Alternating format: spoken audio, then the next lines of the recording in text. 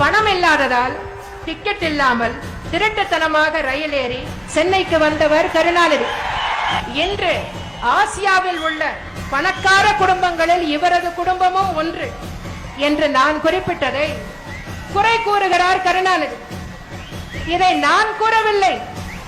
கருணாநிதியின் நெருங்கிய நண்பரான கவியரசு கண்ணதாசன் டிக்கெட் இல்லாமல் கருணாநிதி ரயில் பிரயாணம் செய்தது குறித்து பலமுறை தெரிவித்திருக்கிறார். அதைத்தான் நான் குறிப்பிட்டேன். கவியரசு கண்ணதாசன் அவர்களால் எழுதப்பட்ட வனவாசம் புத்தகம் 50 ஆண்டுகளுக்கு முன்பு வெளியிடப்பட்டது. இதுவரை 30க்கும் மேற்பட்ட பதிப்புகள் வெளியாகிவிட்டன. இதில் முதலமைச்சர் கருணாநிதி பற்றிய பல சுவாரஸ்யமான தகவல்கள் இடம்பெற்றிருக்கின்றன. கவியரசு கண்ணதாசன் உயிருடன் இருக்கும் போதே இதை ஒரு முறை அல்ல பல முறை படித்திருப்பார் கருணாநிதி. அப்பொழுது இதற்கு கருணாநிதி மறுப்பு தெரிவிக்கவில்லையே.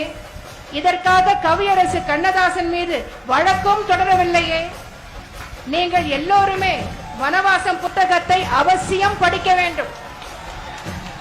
இதை நீங்கள் படித்தால்தான் எவ்வளவு மென்மையாக நான் கருணாநிதியை விமர்சித்திருக்கிறேன் என்பதை நீங்கள் புரிந்து கொள்வீர்கள்.